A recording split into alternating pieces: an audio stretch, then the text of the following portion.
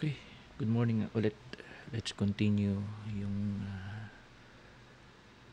last na ginagawa natin na hindi pa rin siya successful yung gusto kong ipagawa sa kanya. So, eto, nagbigay siya ng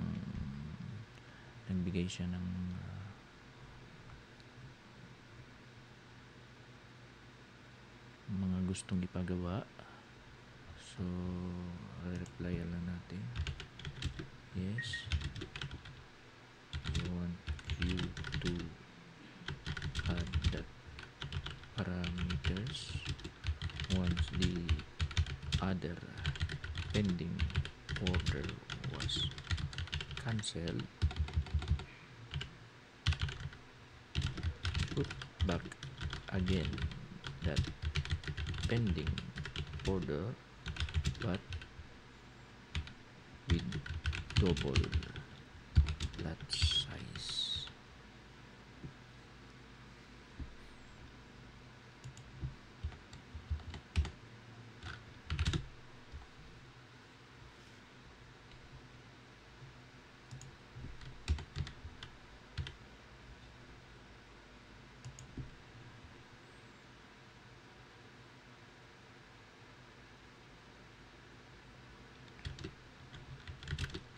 And padagdag na lang natin kasi kung iyan lang ang ipapagawa natin,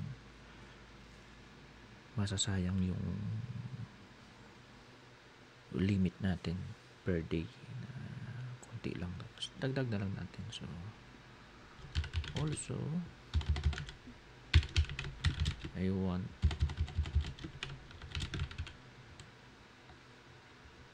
maguguluhan siya kaya kailangan magawa niya muna to. Okay, yes, I want you to add that parameter once the other pending order was cancelled. Put back again that pending order but with double lot size. Certainly, I'll modify the script to implement this functionality. We'll update the functions to place a new pending order with double the lot size when one order is triggered. Okay, yan. Oh, may iksi lang. Okay, give me the full script.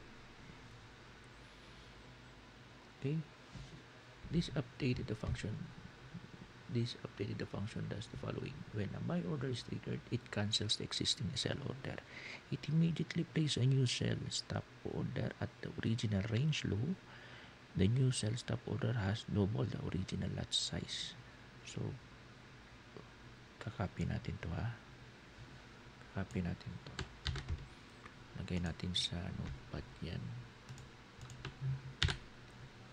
Kasi baka pag naubos, minsan kasi yung mga ganitong important details, pwede natin itong i-copy paste isang notepad kung sakaling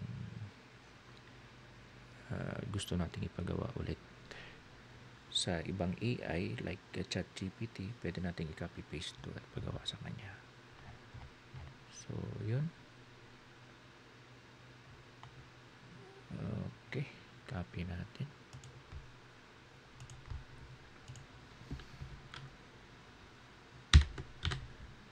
Run.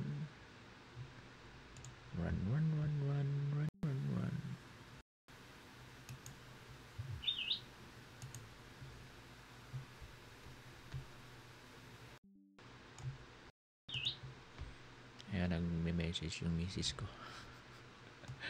Okay, let's run. Yun yung vertical line ng start and end. Let's see kung gagawa ng line. Up. Yes. See? Naging 0.2 to. Operations. Tingnan natin yung operations. So, mukhang success na.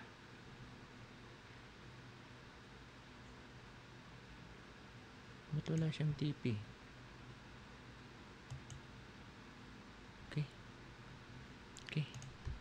Okay. It's working now. Copy natin yan. It's working now.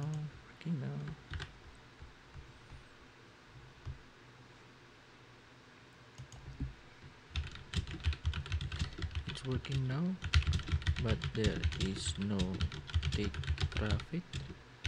It should be the same.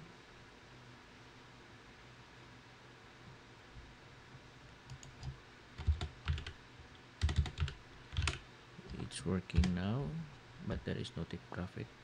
Siguraduhin natin walang, kung may take profit ba siya, wala.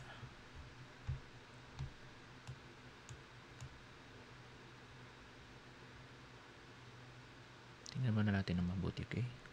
Kung ano yung ginawa niya. Naglagay siya ng 0.1. May stop loss and TP siya. Tingnan natin. Na-triggered yung, pero wala siyang TP. So confirm, wala siyang TP. Punta natin sa, so wala siyang TP, ano? So wala siyang take profit. So okay, pabago natin.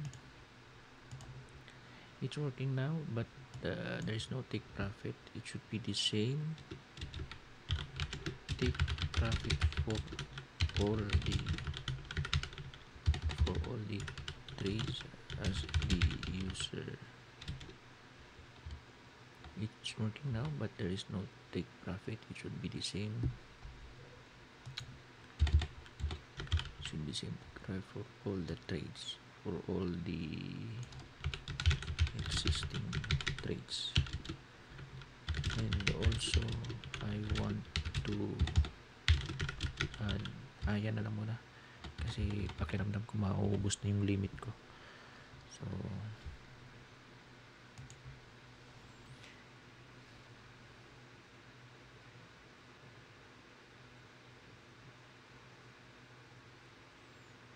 I apologize for the overlooking to take profit in the new orders. You're right, we should include the same take profit for all trades, including the new ones placed after an order is triggered. Let's modify and check conversion. So yun, hindi niya naman, see, it's a very short script, so ibig sabihin hindi niya binigay yung buong script niya. Can you give me the full script, but I want to add some parameters. User input time for hours and minutes. This is time will can all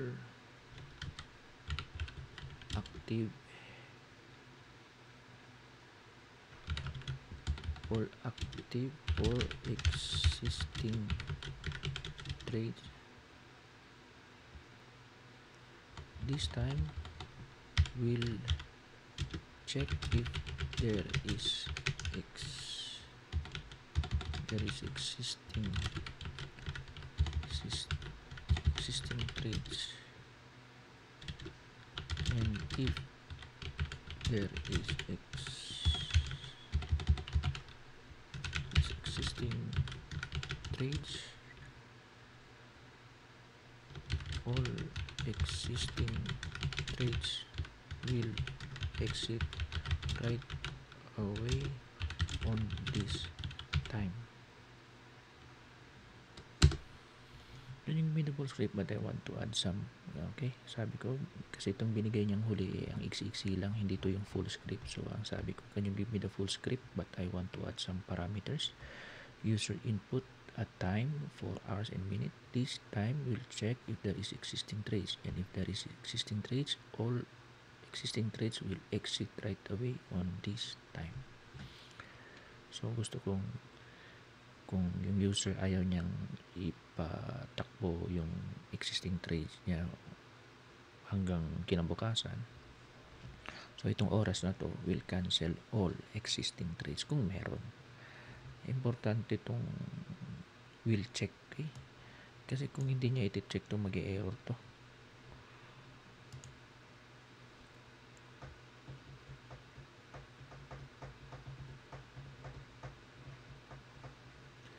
let's see. Key changes. Okay, add new input parameters for the exit time. Add new global variables. Okay, copy natin. Sana walang error. So, tuloy. Yun.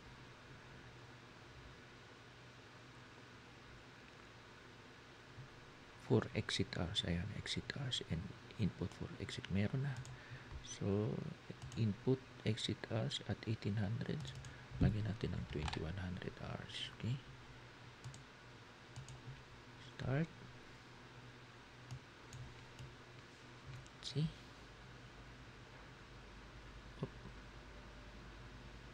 Up. Change niya yung point tulat. Exit niya, grenade niya.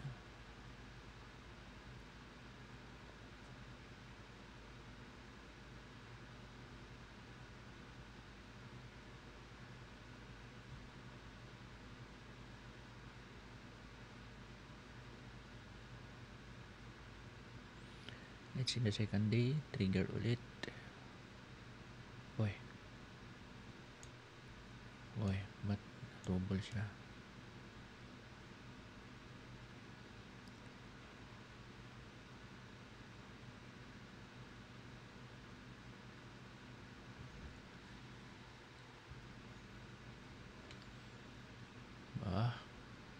Let's see kung magpi-play.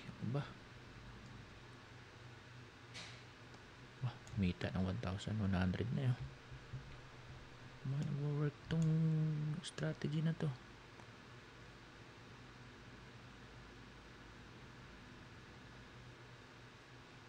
Ba, 1.5 na. Okay, stop na. Laki na nakita ko. So, working na siya. Stop natin. Hindi. Try natin. Try natin yung end time.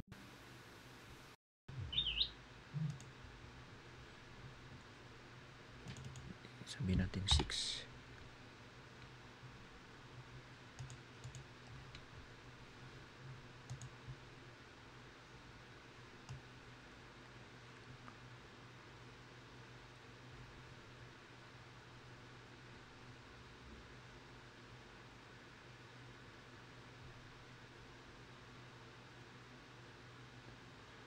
Tingnan natin kung mag-exit siya ng 6.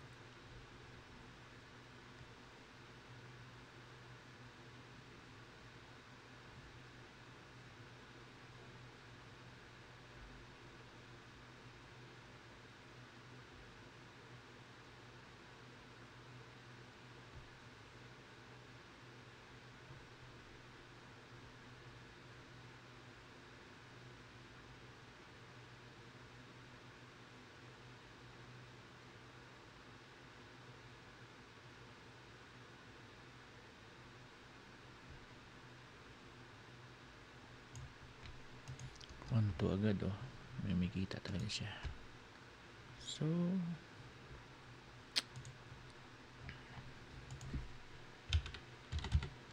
nice, it's working now. Can you add also the vertical line on that time? And also user can change the color and lines on that new time for exiting all the existing trades. Sana meron pang 10 messages remaining until 4 p.m. So nagwa-warning na siya na. So pag nag-work na to, hanggang dito na lang muna tayo. So for the meantime, para safe ako, copy ko to. Control A, Control C. Copy natin yan sa notepad natin. Okay? Para mayroon tayong working script na pag-uumpisahan ulit.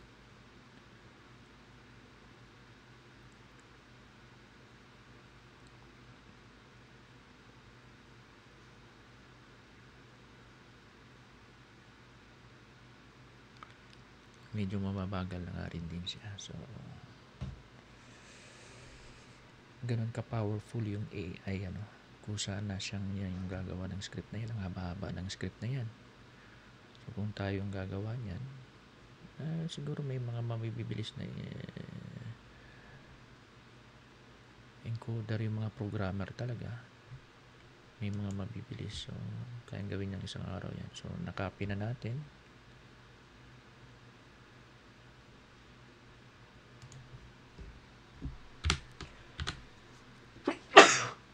Excuse me.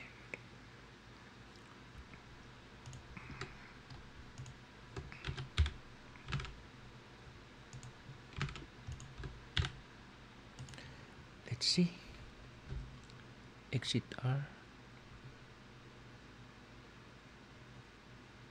dash. Ayun, may orange line. So, orange line siya. Orange line. Sabihin natin 7 hours. Okay.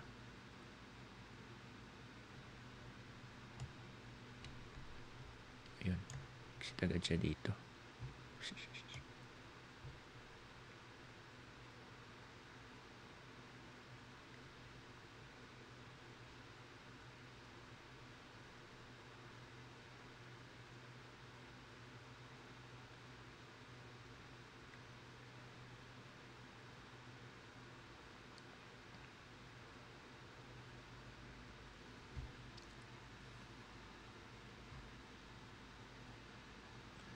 Let's see sa next day kung magpiplay up. Bye.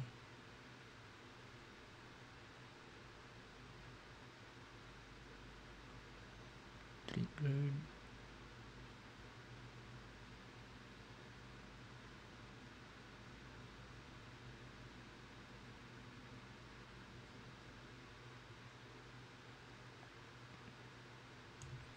Okay.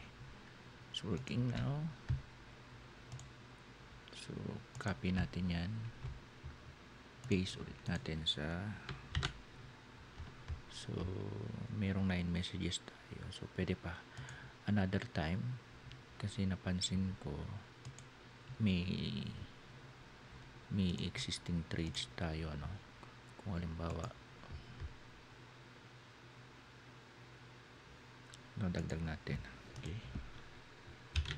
It's working. Nice.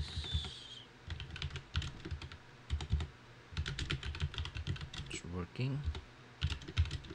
I want to add again the parameters.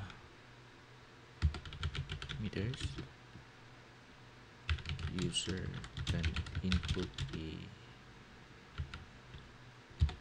specific time for hours and minutes. This time will check if there is a pending sell stock or buy stock. If there is pending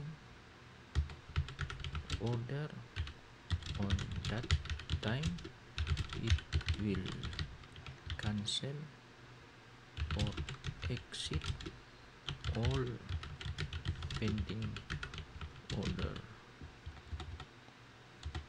orders like buy stock or sell stock.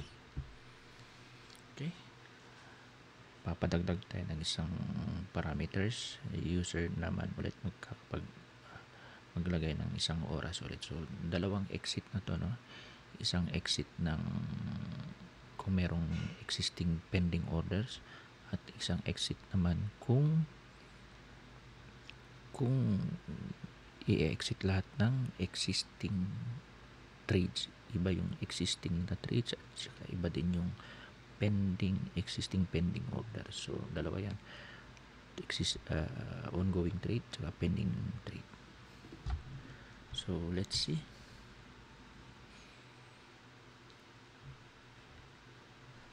Okay. Hindi na naman niya ito result function will be the same. So hindi ko na naman maintindihan yan. I'm not a programmer. Give me the full script. I have already 8 messages remaining.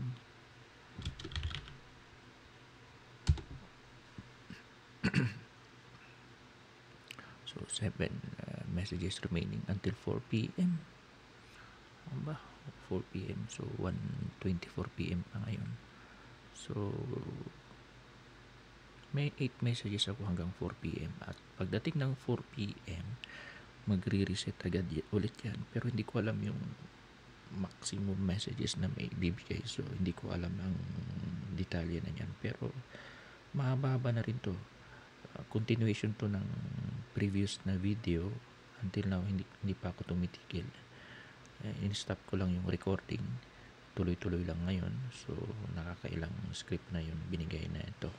So medyo mahaba na rin. Sulit na rin yung bayad dito.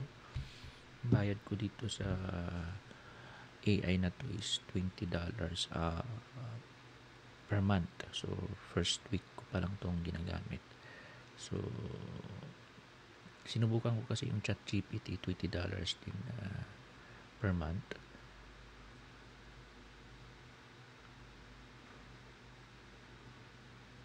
Okay. Copy natin.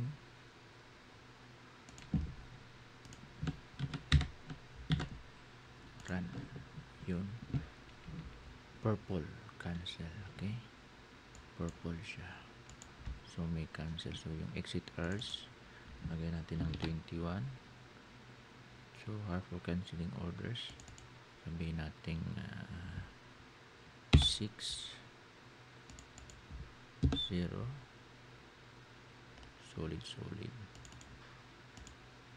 solid na yan. Dash na lang siya. Huwag lang purple. Tingnan natin.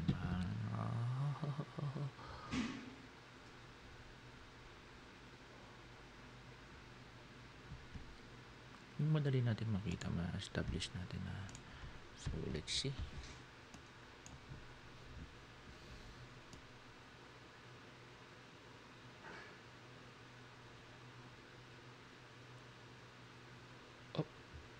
Okay.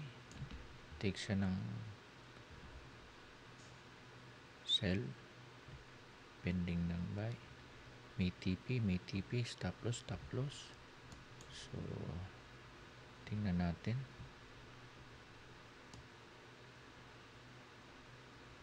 Ayun yung purple. Blue.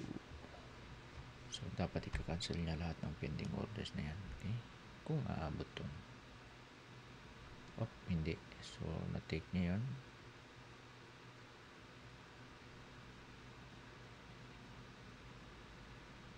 Ganito naman yung stop loss.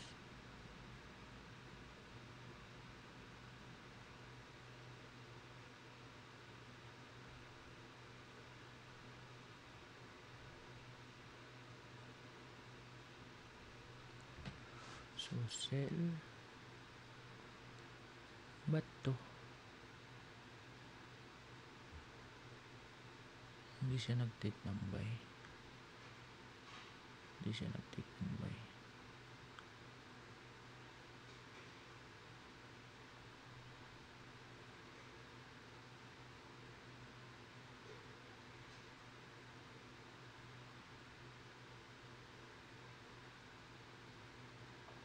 Tingnan natin the next day ulit kung mag-establish siya ng high and low.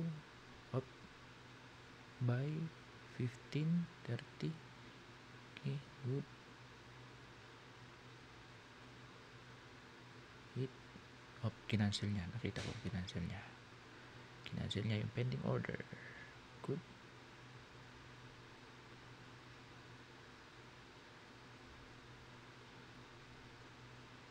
Tingnan natin. Establish ulit. Highs and low. Stop. 12.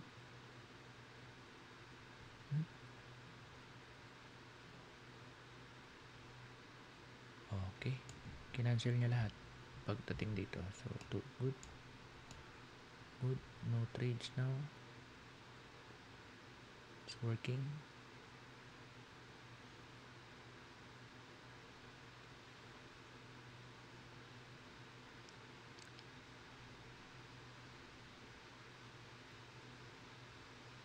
Yun, kinancel niya. Good. Galing ng AI. Galing. So, okay. Pwede na yan. Stop na. So, ang importante, copy natin yan at ipipaste natin yan ngayon sa notepad na ito na yung notepad ngayon. File, save natin yan sa okay.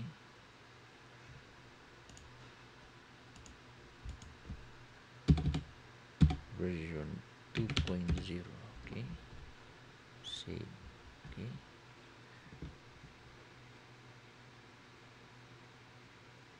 nakasave na yan sa 2.0. So yung 2.0 na to, pwede natin i-delete yan. Pwede natin itong i-delete to. Don't save. Okay, save.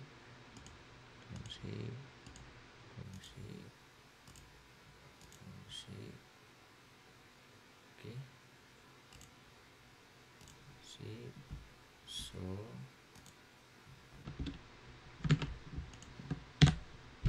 okay, isa ulit tayo dito. So